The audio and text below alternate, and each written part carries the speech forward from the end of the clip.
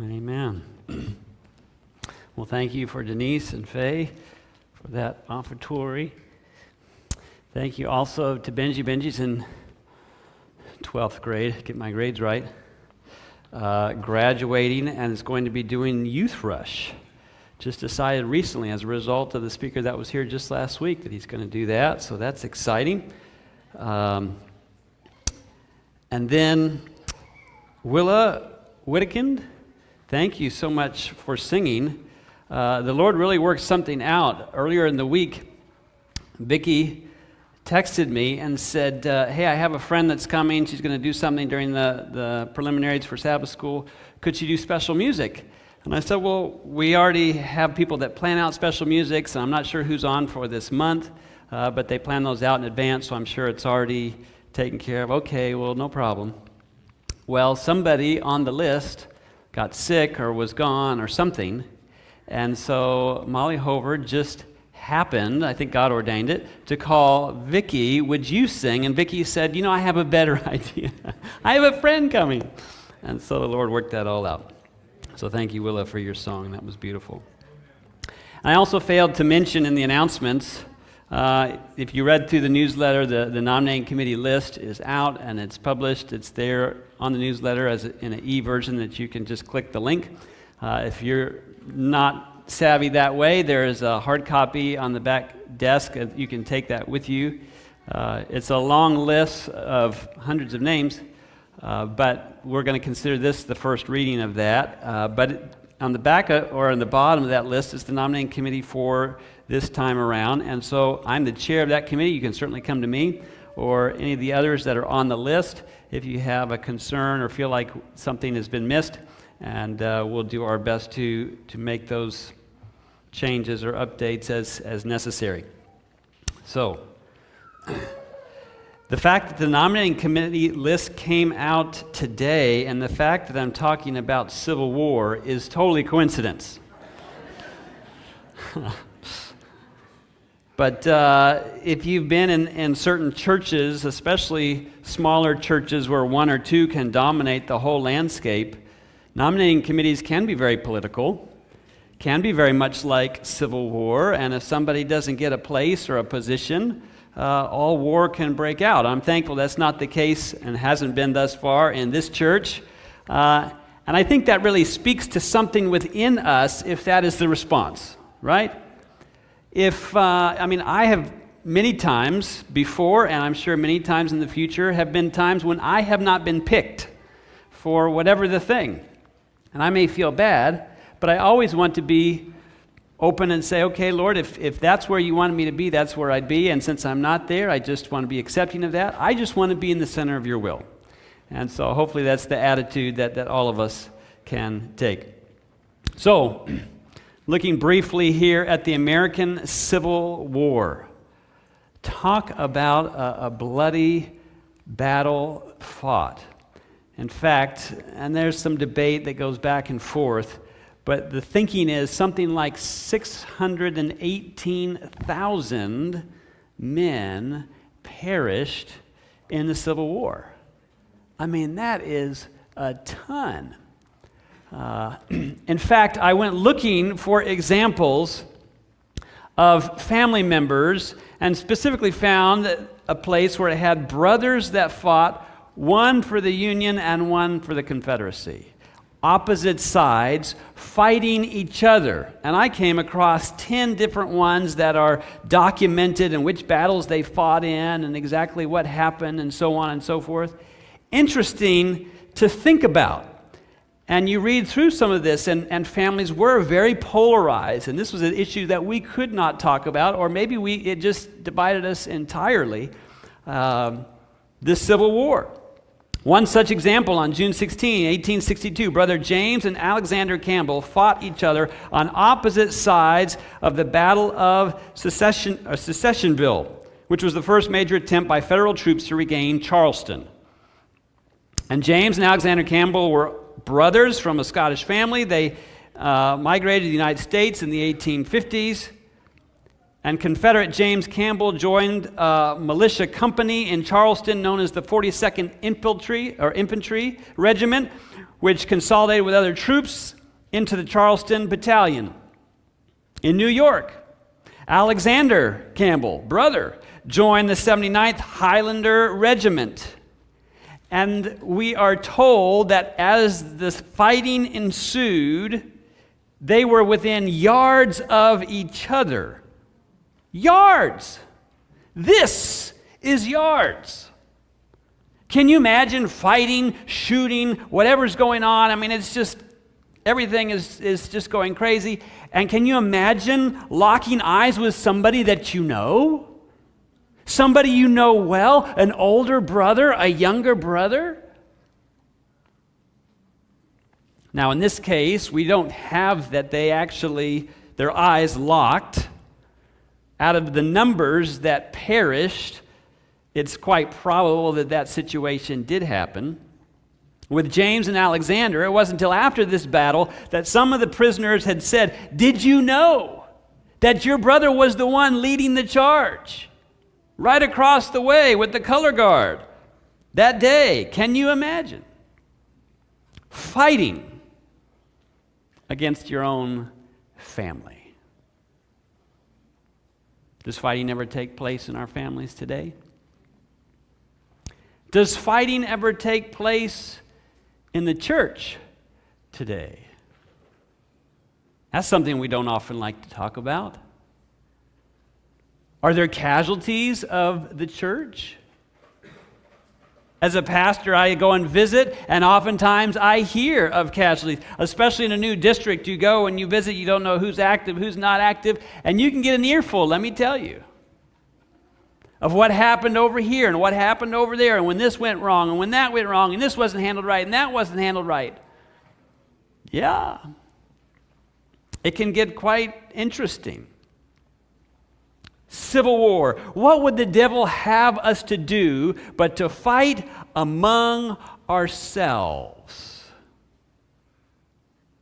Wouldn't he be joyful at such a thing?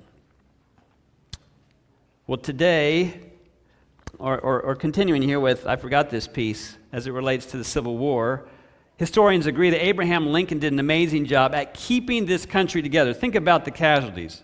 Think about what took place. An incredibly difficult time in our country. How did he do it? Well, there's numerous opinions. Some say, well, it's because he was a visionary. Lincoln had a clear vision of the country's future, centered on preserving the Union and ending slavery. That's how. Others said, no, it's because he was an effective communicator. His speeches, including the Gettysburg Address and the Emancipation Proclamation, inspired the nation and rallied support for the Union cause. Others say, no, it was his political acumen. He formed coalitions. He managed rivalries within his own party. He reached across party lines when necessary. Some say, well, it was because he was practical and flexible while holding to principles. When necessary, he was willing to adapt his approach.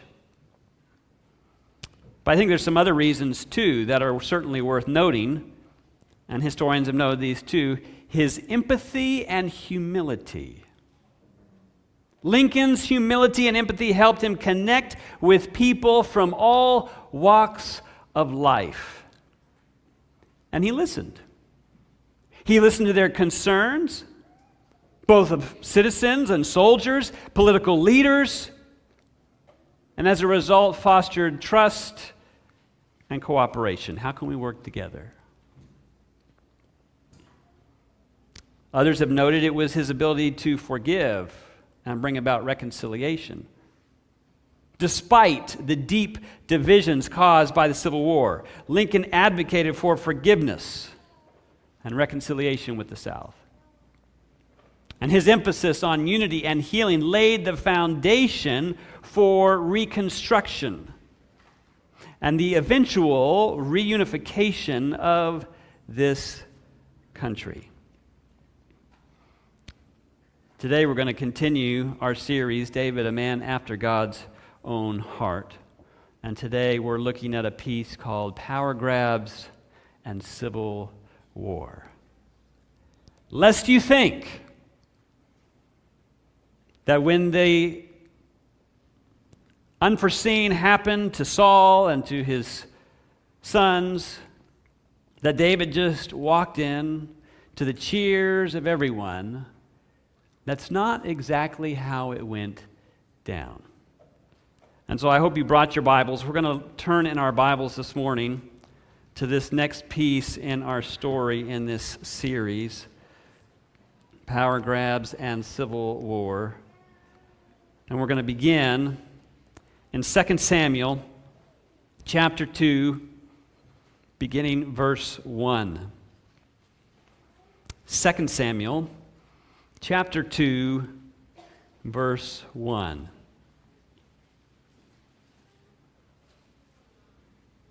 And we read, "It happened after this that David inquired of the Lord, saying, 'Shall I go up to any of the cities of Judah?' And the Lord said to him, 'Go up.'" Now he could have just said, "Now's my chance. I'm going in. I've been waiting long enough. Here we go. Who's with me?"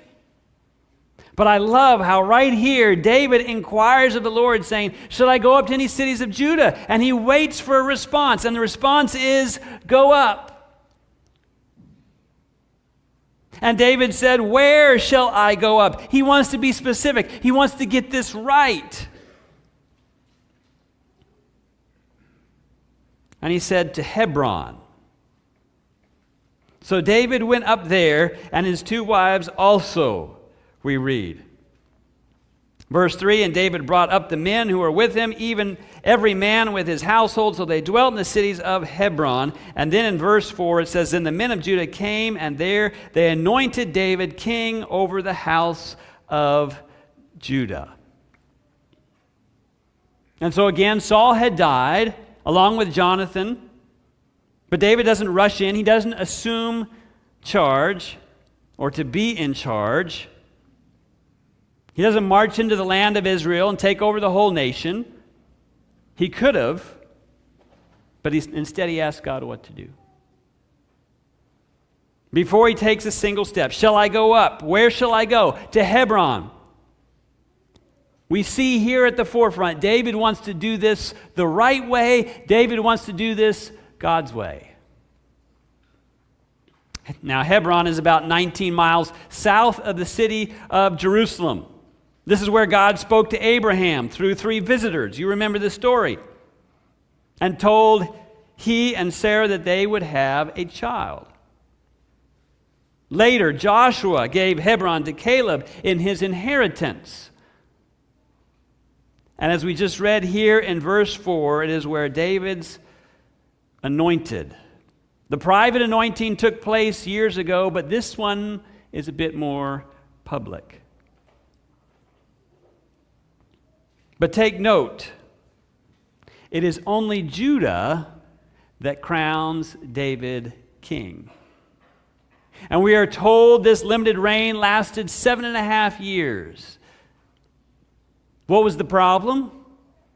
There were tribes to the north, loyal to Saul, who continued to recognize his family line.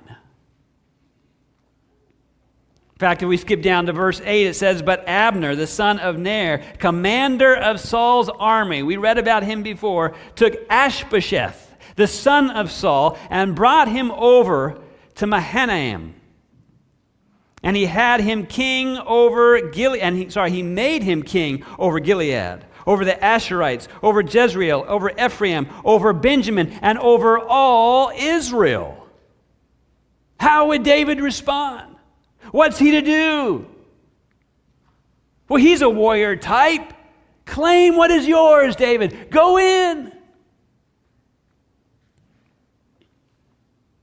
Or is he just supposed to sit around? Hurry up and wait?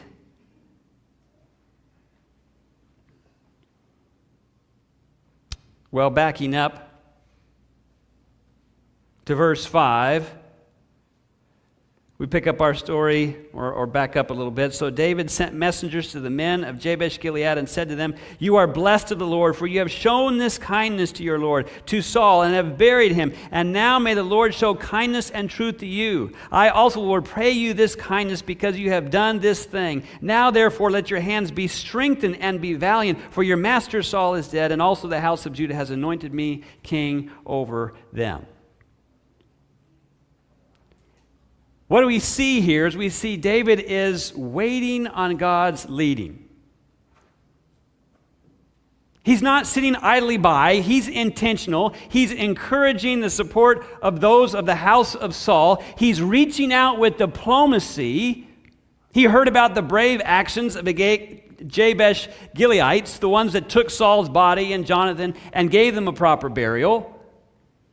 And he's quick to express appreciation and even ask for their support. But he doesn't go to the north and raid. He waits. He's patient. He's more diplomatic. Now, there's a lot of figures to this story, and so I've made this little list here, if it helps. Because since Ishbosheth considered himself the ruler of all Israel, he could have been seen as a threat, but we get the idea he's really not a strong leader. But Abner, the commander of Saul's army, he seems to be the consummate opportunist. And he didn't like what David did in reaching out to this other group, in saying, "Well done, thank you for being loyal to Saul." And so now Abner ventures to the south, close to the borders of David's domain in Judah. In response, Joab, this is the army commander of David, he's not about to let Abner get too close, and so he marches up to intercede. Were you able to keep all these names straight?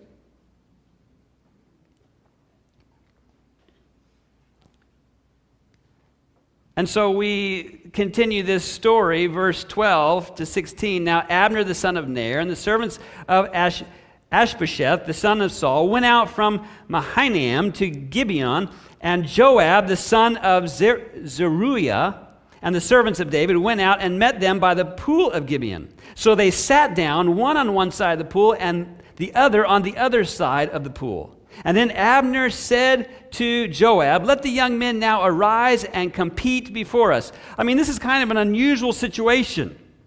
They're sitting there across the pool from each other. This is rather unthinkable that their armies would really fight. I mean, really, this is a family matter, but there's still deep tensions that exist. Neither was willing to back down and lose face. And finally, Abner takes the initiative and says, "Hey, let's just do a friendly competition. Let's choose a few men that will arise and compete before us. Have a little game, and whoever wins will be the winner, and whoever loses will be the loser." But we get the sense that it gets out of hand. And Joab said, "Let them arise." So they arose and went over by number, 12 from Benjamin, followers of Ishbosheth, the son of Saul, and 12 from the servants of David. Even match. And each one grasped his opponent by the head and thrust his sword in his opponent's side, so they fell down together. Therefore the place was called the Field of Sharp Swords, which is in Gibeon. So that there was a very fierce battle that day. And so here this game, this match, well, it turns on to a full-on bloodbath with plenty of losses. But the drama continues. Now the three sons of Zeruiah were there: Joab, Abishai, and Asahel. And Asahel was as fleet of foot as a wild gazelle. So basically, Asahel was fast. He was good on his feet. So Asahel pursued Abner, and in going, he did not turn to the right hand or to the left from following Abner. Then Abner looked behind him and said, "Are you Asahel?" And he answered, "I am." And Abner said to him, "Turn aside to your right hand or to your left, and lay hold on one of the young men, and take his armor for yourself." What is he saying? He's saying, you're not even armed. You're just chasing me. Stop chasing me. Leave me alone. At least find something to defend yourself with. Verse 22, so Abner said again to Asahel, "Turn aside from following me. Why should I strike you to the ground? How then could I face your brother Joab?" Twice he turns back to warn Asahel to stop. But Asahel doesn't give up. And he is compelled at the last to defend himself. Verse 23, however, he refused to turn aside. Therefore, Abner struck him in the stomach with the blunt end of the spear, seeking not to kill him, maybe just to knock the wind out of him, tell him to stop, to back off. But that's not what happens. But the spear came out of his back, and he fell down there and died on the spot.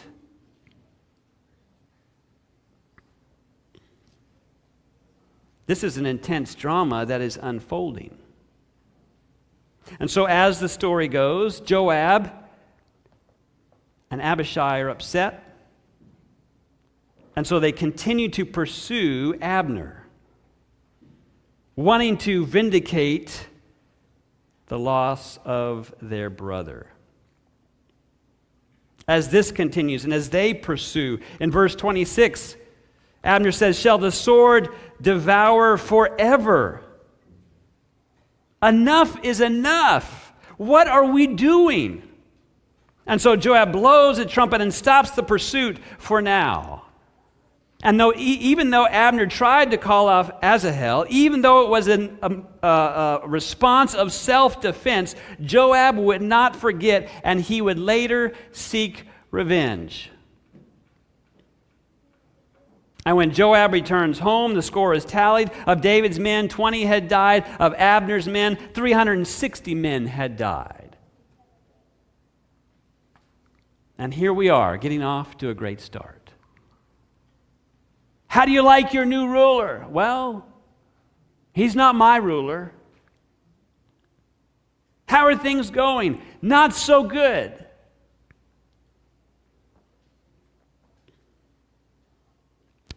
Then turning over to chapter 3, verse 12,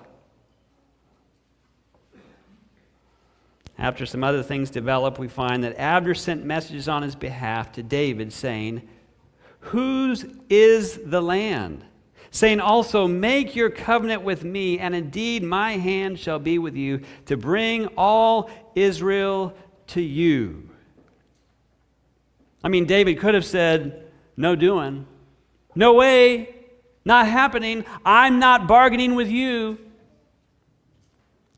But instead, David says, "Good.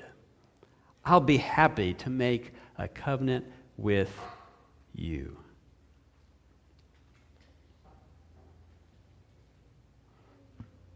And jumping down to verse 20, so Abner and 20 men went with him, came to David at Hebron, and David made a feast for Abner and the men who were with him. Isn't that gracious? Then Abner said to David, "I will arise and go and gather all Israel to my lord the king, that they may make a covenant with you, and that you may reign over all that your heart desires." So David sent Abner away, and he went in peace. And again in verse 22, it says he had gone in peace. And again in verse 23, at the end, he has gone in peace. Things are looking on the up and up. David is having conversations. He's provided this banquet. Abner says, here's a thing that we can do. Let's move forward together. But then verse 27, now when Abner had returned to Hebron, Joab took him aside in the gate to speak with him privately. Remember, Joab's the one who he killed his brother. And so while he's speaking to him privately, he stabs him in the stomach so that he died for the blood of Asahel, his brother. And the drama just keeps going. So we have the king of Israel, Ishbosheth, and the army commander, Abner, who takes out Asahel. As a result, Joab is upset as a brother, and now he takes out Abner. Talk about a soap opera. As the world turns.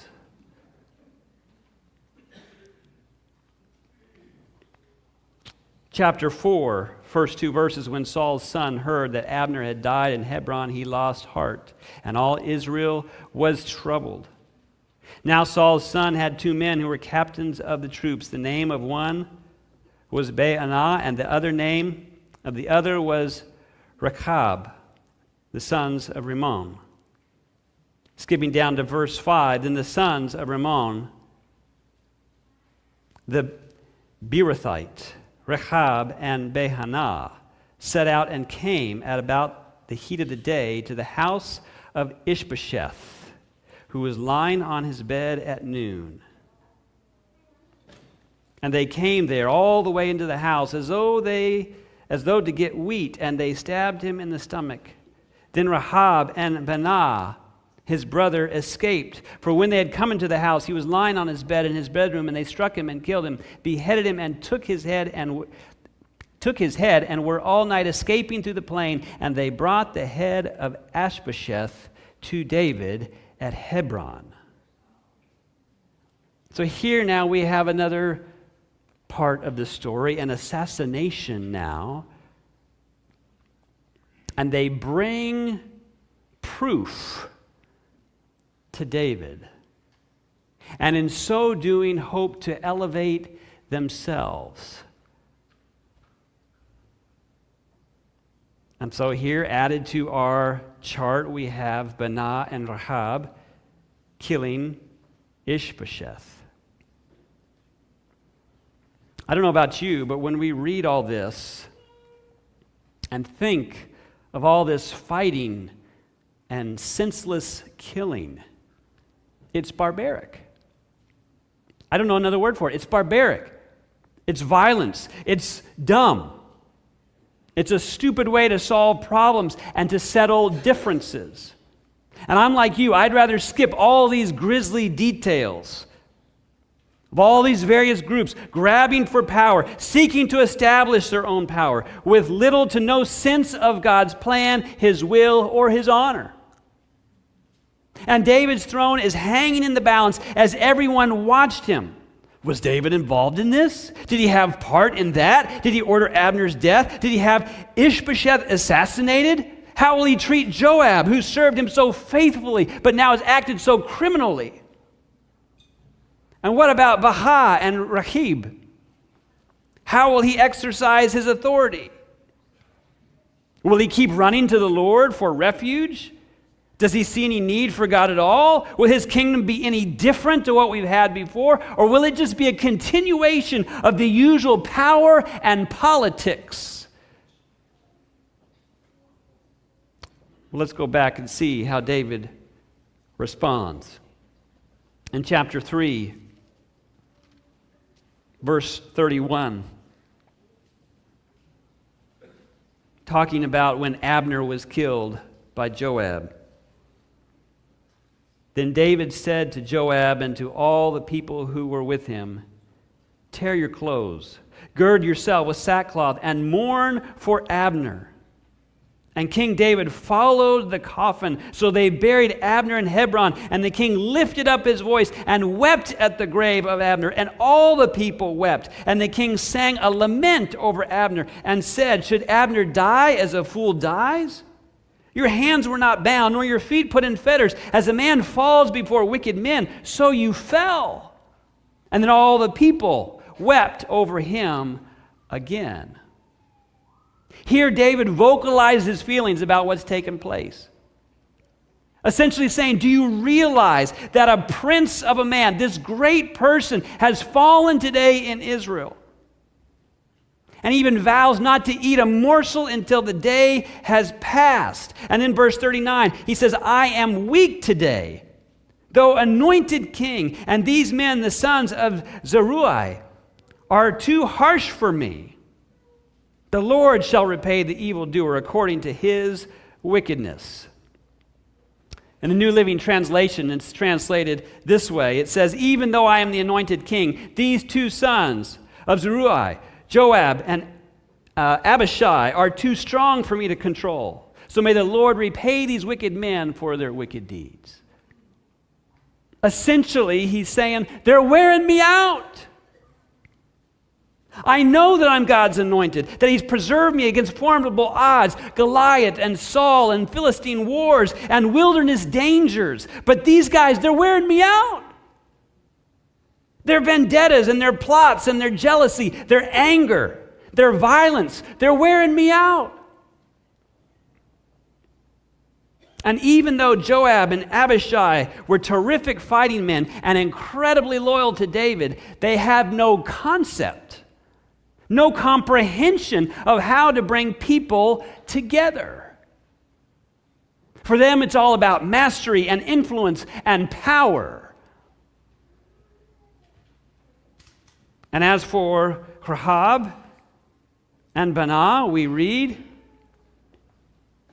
response there too, chapter 4, verses 9 to 12, when they bring proof of the death of the king of the north. "But David answered Rahab and Baanah, his brother, the sons of Rimmon, and said to them, 'As the Lord lives, who has redeemed my life from all adversity, when someone told me, saying, Look, Saul is dead, thinking to have brought good news, I arrested him and had him executed in Ziklag.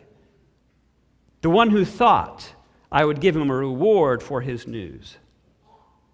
How much more, when wicked men have killed a righteous person in his own house, on his bed? Therefore shall I not now require his blood at your hand and remove you from the earth?' And so David commanded his young men, and they executed them." Again, David's sending a strong message. This is not how we do things, folks. This isn't how we get ahead. And we see all this, and David is really confronted with two issues. What would be the nature of his leadership? What kind of strength would he use? How would he exercise his authority? Would he just flex his power? His ability as a warrior? Let me ask you, have you ever worked for a dictator before? It's my way or the highway.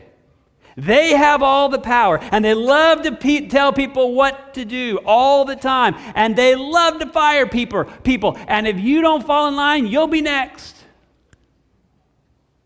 Fear is the big motivator. Have you ever worked for somebody like that? I have. Have you ever worked for a leader who's relational in their leadership style? I remember watching on several occasions as a new leader has assumed a position. And I can think of a good way I've seen it done, and I can think of a bad way I've seen it done.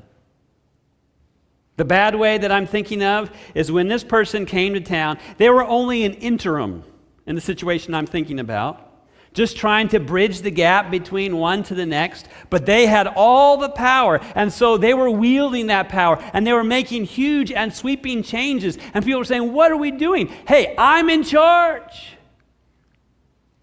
And let me say, it just didn't go well. I can think of a different story where someone came into power, and rather than wielding this wand of power, they connected with everybody that they could over the course of, I think it was a year. Let's go out to lunch. I want to hear more about what you do. I want to hear more about how you're connected to this organization, what your part is, how I can better facilitate and help you. And tomorrow it was lunch with somebody else, and somebody else, and somebody else, as they put the pieces together. Who would you rather work for? Who would you rather have as your boss? One is very dictatorial. dictatorial and alienating. The other is very relational and team building.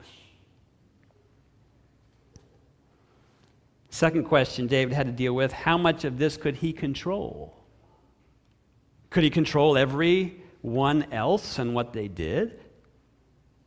Or could he only control himself and his responses to what everyone else did? I mean, you might step into a messy situation, but you can't micromanage everything. And sometimes at the end of the day, the only thing you can control is yourself and your response to the craziness going on all around you. Anybody here ever inherited a train wreck? And you know there's lots of pieces to this thing that are out of control, and there's a lot of things you want to change, but you can't do everything all at once. You can't manipulate outcomes. And some things are just very much out of your hands.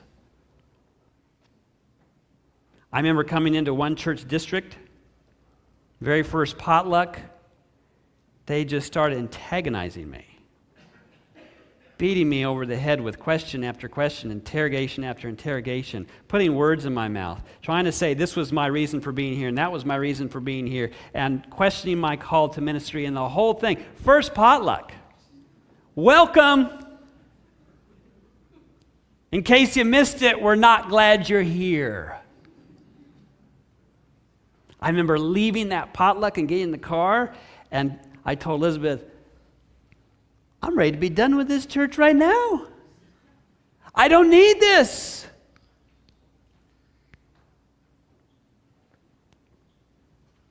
And while you can't always choose what's done to you or around you, you can always choose your response. Over the course of 4 years, I think it was, this church, we did a lot of great things together.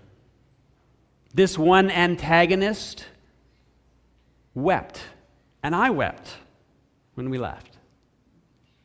Did it happen overnight? No. Was it easy? Not at all. Was it stressful? Yes. Were there some things that I wanted to change right off the bat? Absolutely. But you can only do what you can do, and you can only control yourself. Oftentimes, when all these other things, and maybe an opportunity comes, but it's relational, it's team building, you build trust, and things can change. But it takes time. But it's worth the wait, because if you just go in there and think, I'm going to do this thing, you can have all kinds of carnage to deal with. So your boss humiliates you in front of everyone. You're embarrassed. Okay, well, that was what they did. What's your response going to be? Are you going to punch back just like they punched you, metaphorically speaking? Or are you going to be calm, cool, collected, have a measured response, if a response at all? And allow people to see the differences between the one that's treating badly and the one that's, well, being gracious, Christ-like. I know some parents that say, my child did this, I was so embarrassed, I was mortified. Friends, I don't think a parent should ever be mortified when their children does a thing. All children do things. There's no exception to the rule. As much as you're trying to convince me that your kids never do things, I'm not buying it. Your kids do stuff. Mine do too. The question is, how are you as a parent going to respond to the stuff? And that's when I get embarrassed for parents. I see kids that they think they're the parents, and the parents have just gone along with the idea. And so now the kids are doing stuff, and the parents are like, well, I don't know. Here we go, I guess. Whatever you want to do, whatever you think is best. Well, okay, I'll just follow you. I don't think that's the right response. My child is acting up. What am I going to do? Well, that's the part that's the most important. How are you going to respond? Are you going to guide them out? Are you going to have a conversation? Is there going to be a consequence if this happens again? What's going to happen? But we still love you and still care about you. Let's try this again. You don't have to be embarrassed because your kids do stuff. If you're going to be embarrassed because how are you responding to the stuff? That's the part you can control.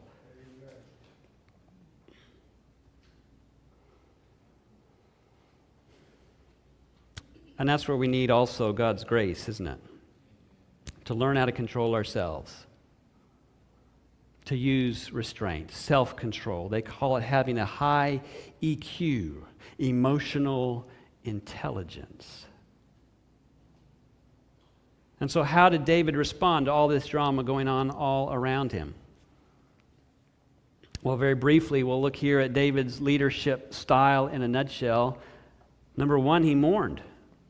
In the opening chapters of 2 Samuel, David's reaction to Saul's death, to Abner's death, and then to Ishbosheth's death. David mourns. It's heartfelt. It's genuine. He expresses his emotions. He makes them public. And friends, this is very disarming. It shows everyone that you're human, that you too have feelings and emotions, that you're hurt, that you cry, that you're sad. It validates all those around you feeling a sense of injustice. Rather than just pushing it to the side, rather than invalidating, David is validating when he mourned, saying, this was not right. Secondly, he affirmed. We saw how in the beginning there's this group, Jabesh Gilead, who takes Saul and his son and they give him a proper burial. Yes, they're loyal to Saul. He could have been confronted with that. Says they're on the wrong side, they've slighted me. But no, he does the right thing, and he affirms them publicly for what they did, for the risks that they took, for a job well done. Friends, affirmation is so important. In any organization, for any teacher or administrator or ministry leader, in any family, for every parent, find something worthy to affirm and to praise and do it. We don't praise enough.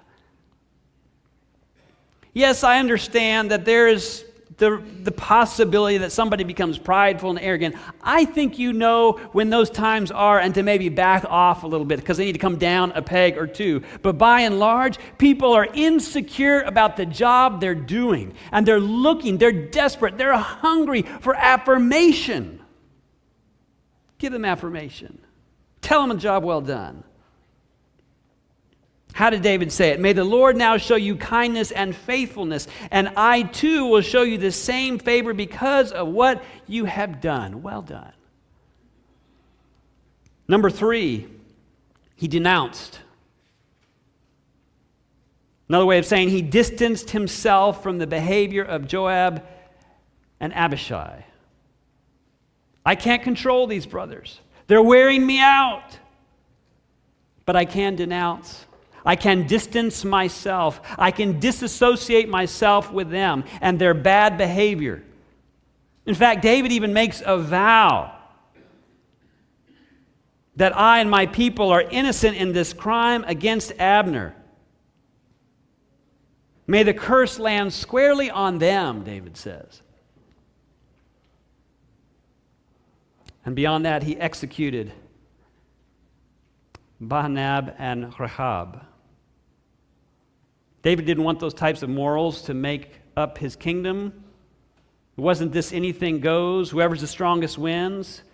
No, that's not how this is going to work. And he's telling the world we have morals, we have ethics, there is a standard that we live by, and he's denouncing these behaviors. He's saying that's not okay.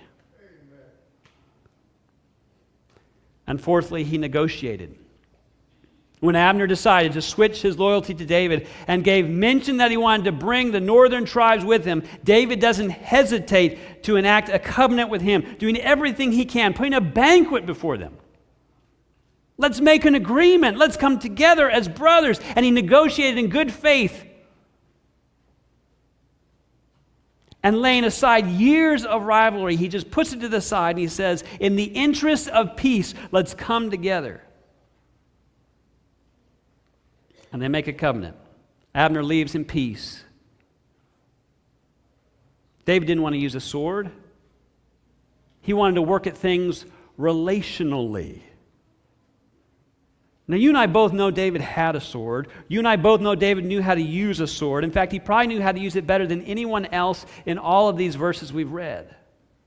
If he wanted to use it, he could have used it, and he could have been on top. But he says, I want to work relationally. I don't want to get it that way. What does the verse say? Whenever possible, as much as depends upon you, live in peace with your neighbor. Transact with loving kindness, with faithfulness, with mercy, with peace. And we see that David's actions didn't go unnoticed on this one particular occasion. 2 Samuel 3, verse 36, it says, now all the people took note of it, and it pleased them. Since whatever the king did pleased all the people. Verse 37, for all the people and all Israel understood that the day that it had not been the king's intent to kill Abner, the son of Ner. What did the people notice? They noticed that David was still passionate, that he was still a caring man, that they knew him to be, that he hadn't turned into some critical despot, incapable of caring, and that he's not completely capitulating to Joab, who they fear and resent.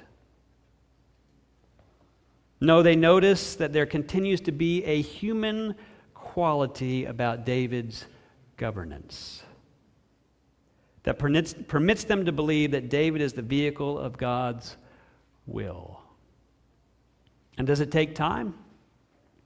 7.5 years' time. And no, David couldn't control everyone around him. But he could choose to mirror the heart and thinking of God. He would be different, no matter what others around him were like, and he could demonstrate a better way. And in so doing, he won the hearts of the people. Now we can look at this story and we can say, what a mess. What an immoral, political, drama-filled time. A time when propaganda abounds. A time with exploitation and violence, where people are jockeying for raw power, where people are merely opportunists. Sorry, I'm confused. Are we talking about then or are we talking about now? Today in 2024, we find God's purposes being worked out in the presence of immorality, politics, social and cultural conditions that are a total mess. I mean, what's changed? It's still all about power grabs. It's still all about civil war. Within this country, within the Adventist church, within Christianity, who's concerned with peace, with worship, with the pursuits of holiness? Where are the morals? Where are the godly? Where is integrity? Daily they threaten to pull the world around us down. And they want to pull us along with them. And so, no, it's not just the times of David, and it's not just the times of today. It was the very same in the time of Jesus, wasn't it? Political, immoral, conniving, manipulative, cutthroat, violent, wicked, evil, demonic.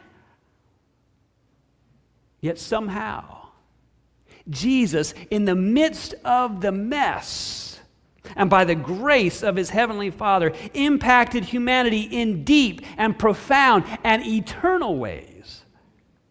And in spite of the world in which he lived only in reference to be faithful to his heavenly Father. Not my will, but yours be done. Maybe you're in a toxic work environment. Maybe it's your family that's dysfunctional. Maybe there are circumstances beyond your control. Maybe there is a civil war going on within the people of God. Within this church, have mercy. But by the grace of God, the question is, how will you act? What kind of spirit will permeate your life? What kind of strength will you use? What kind of self-control will you exhibit? How will we distance ourselves from those who choose things you cannot support? And how will we respond to the unmanageable actions of others? That was the choice that David had, and that is the choice that we have today. But I challenge you, when drama abounds, may God's grace abound in us. When everything is politically driven, may we choose to be spiritually driven. When violence is the norm, may we transact with the currency of love and respect and peace. When immorality is celebrated, may we celebrate the victory we can have in Jesus Christ. When people are grabbing for power, may we grab only for Almighty God. And may people see in us that God's ways are different. For 11 some years, David ran from Saul. For 7.5 years, Israel was divided. But let us not grow weary while doing good, for in due season we shall reap if we do not lose heart. What does it say at the end? To him who overcomes, to the patience of the saints, to those that don't lose heart. Because in due season, you and I will reap a bountiful reward, right? Therefore, as we have opportunity, let us do good to all, especially those who are of the household of faith. Friends, we're living on the knife edge of eternity. The three angels' messages need to be preached. The everlasting gospel needs to be proclaimed. People need to know the truth about God and His character. It's no time to be involved in a civil war. It's time to not grow weary of doing good. It's time to say, I can't control them, but I can control me. I can't control their response, but I can control mine. By God's grace, by His infilling Spirit, I want to choose to live above the fray. Jesus did it as our example, and He's calling us to do it today. And so if that's your desire, I'm going to ask you to stand. Pastor Ferguson is going to come lead us. We're going to sing number 50, and you're going to have to pull out your hymnals because they put the screen up. So for this last hymn, it's hymn number 50, Abide With Me, and we're going to sing the first and the third verses. So first and third, we're only going to sing those two, first and third verses, hymn number 50, Abide With Me.